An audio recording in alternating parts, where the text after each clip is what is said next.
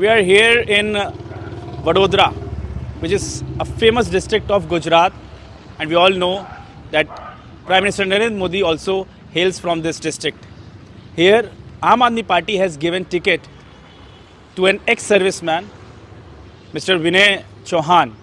He is contesting from Manjalpur Vidhan Sabha, and right now he is with me. मैं थोड़ा बहुत politics के अंदर और समाज सेवा में बहुत ज़्यादा ध्यान रखता था। इसकी वजह से मुझे पॉलिटिक्स में इंटरेस्ट आया और पॉलिटिक्स में इंटरेस्ट आने का कारण जो यहाँ पे गुजरात के अंदर जिस तरीके से सारे आंदोलन और सभी लोगों के सरकारी कर्मचारियों के साथ में और स्कूलों के साथ में जिस तरीके से काम चल रहा है वो देखा नहीं जाता था।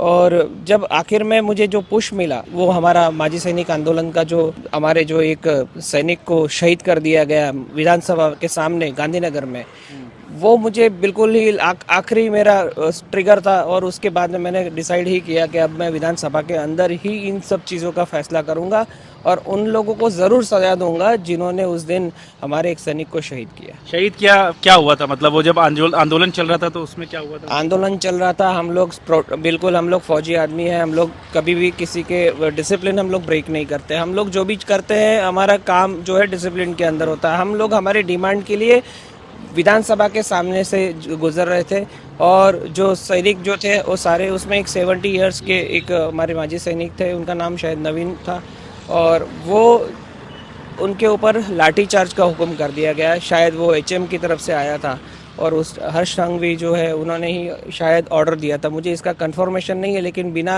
मतलब स्टेट गवर्नमेंट की तरफ से ऑर्डर जी। हाँ। और पुलिस ने उस जो है सैनिक के साथ उनके ऊपर लाठी चार्ज किया और वो हार्ट अटैक आया या क्या हुआ वो हमें अभी तक उसका कोई रिपोर्ट नहीं है, बट वो उसी दिन एक्सपायर हो गए। और आंदोलन चलने के समय पे हम लोगों ने 14 जो हमारे जो डिमांड थी गवर्नमेंट के सामने वो हमने रखी थी और डिमांड को जो हम लोग कम से कम 6 से 7 बार विधानसभा के सामने 6-7 साल से उनके सामने खड़े हुए और ये गवर्नमेंट ने हमारी बात नहीं सुनी। हर बार उल्लू बनाया जाता था, हमें बोला जाता कि आपकी जो डिमांड है ये इस सत्र में हम लोग पास कर देंगे, अगले सत्र में पास कर देंगे, और इस तरीके से एक भी डिमांड उन्होंने नहीं मानी। और हमने हमारी हक की बात मांगी थी, कोई उनसे भीख नहीं मांगी थी। बात में उन्होंने कह भी दिया था कि एक्स सर्विसमैन को जो जॉब मिलता है वो तो सिक्योरिटी का ही मिलता है, तो आपको तो गेट के बाहर ही खड़ा होना पड़ेगा। अच्छा।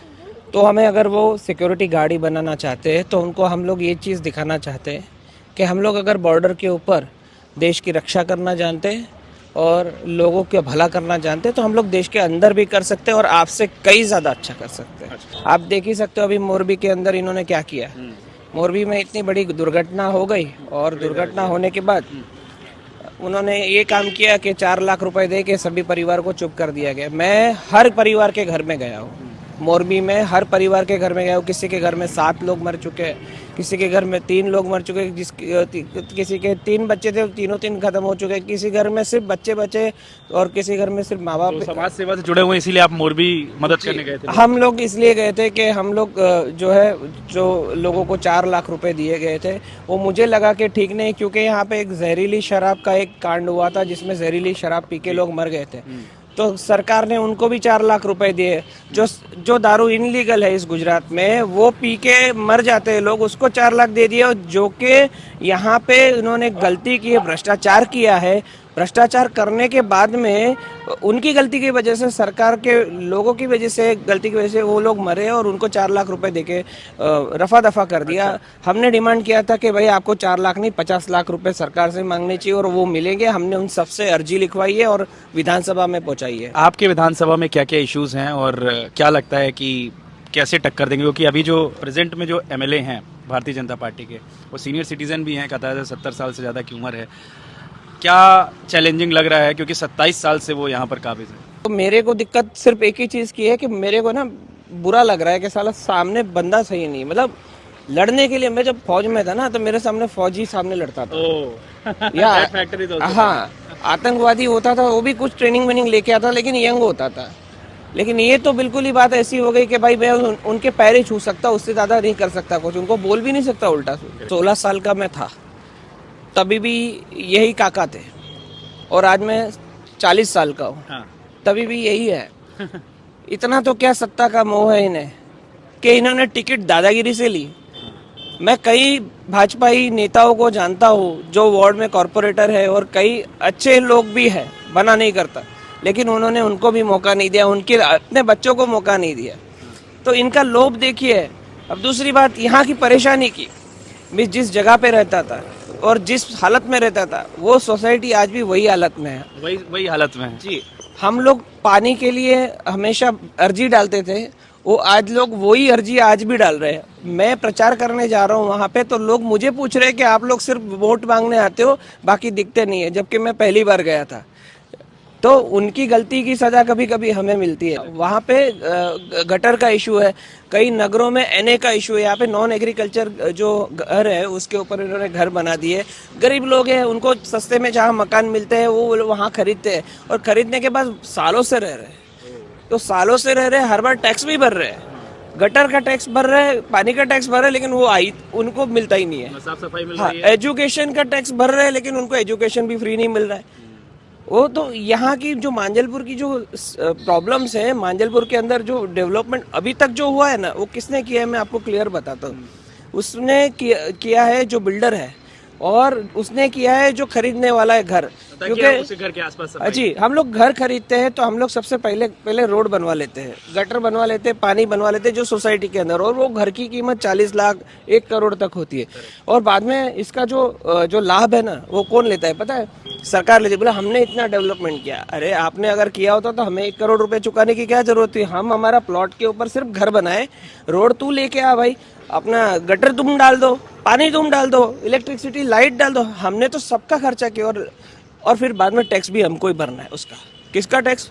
रोड का टैक्स। किसका टैक्स? तो बोला पानी का टैक्स। किसका टैक्स? बोला तो गटर का टैक्स। सब टैक्स हमसे भरना, खरीदा भी हमने है, भरना भी हमने ही है। जनता तो अब बिल्कुल समझ चुकी है। जनता को बेवकूफ़ बनाने का समय जो है ना, हम लोग है ना गुलाम थे पहले 50 साल 70 साल तक, है ना। हमारी जो माइंडसेट था ना, वो धीरे धीरे एक जनरेशन गया, दूसरा जनरेशन गया, तीसरे जनरेशन ने तो समझ गया।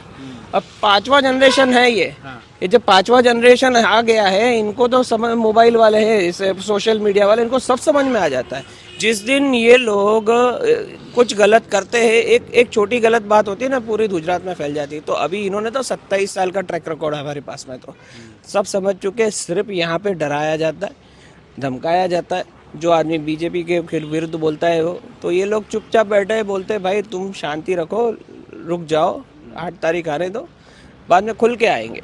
आम आदमी पार्टी के लोग तो आपको इतना डरे समय नहीं रहेंगे, लेकिन जो बीजेपी के लोग जो है ना, जो भाजपा में अभी भी है, जो लोग के दिल में है कि हम लोग गलत पार्टी में हैं और आना चाहते हैं, तो वो लोग हमको चुपके से फ़ोन करते हैं या हमसे मिलके बोलते हैं भाई कि आप पीछे से सारा सपोर्ट आपको ही है। लेकिन ये लोग मेरे को ना, क्योंकि हमने खाया है 2-3 साल, ये लोग खिचड़ी खिलाते हैं सबको, ये लोग यहाँ पे इनलीगल पिलाते हैं, ये सब काम गलत काम करवाते हैं। अभी वो सारा चीज़ जो है एक दिन तो जाएगा, जब तक लोग अभी तक सत्ता में है तो डरेंगे लोग, ठीक है ना। कहीं ना कहीं फोटो खींच रखी होगी उनके, ये वो फंसाने के लिए सबको, जैसे बड़े लोगों को ईडी से फंसाते हैं, छोटे लोगों को खिचड़ी से फंसाते हैं। दूसरा चीज़ है सत्येंद्र जैन जी के बारे में जो गलत बातें फैलाई गई। एक बीमार आदमी, एक आपके घर के अंदर कोई आदमी बीमार पड़ जाएगा और उसको अगर फिजियोथेरेपी अगर दी जाती है, तो उसका वीडियो बना के आप ये बताओगे कि आप मालिश करवा रहे हो। थाईलैंड में थे क्या? वो तो जेल में थे ना, और सीसीटीवी कैमरा उधर लगा हुआ था। अगर उस आदमी को मालिश ही करवानी थी तो किसी प्राइवेट रूम में करवाता, ये वहाँ पे सीसीटीवी सामने क्यों करवाता? और वो कब के वीडियो है? पुराने, बहुत पुराने वीडियो है। हमें कोई असर नहीं पड़ रहा है। ये सिर्फ मीडिया मैनेजमेंट है कि भाई ये वीडियो दिखाने की वजह से लोग जो है परेशान हो गए। हमें कोई परेशान नहीं, उल्टा भाजपाइयों को मार के भगा रहे। People want change, people want change. और कई लोग खुल के बता रहे, कई लोग चुपचाप बता रहे, कोई लोग तो हमारे सामने भी रिएक्ट नहीं कर रहे। वो बोलेंगे भाई हम कर लेंगे बस। और उस दिन बैलेट जब खुलेगा तब पिटारा समझ में आ जाएगा भाई कहाँ गया सब।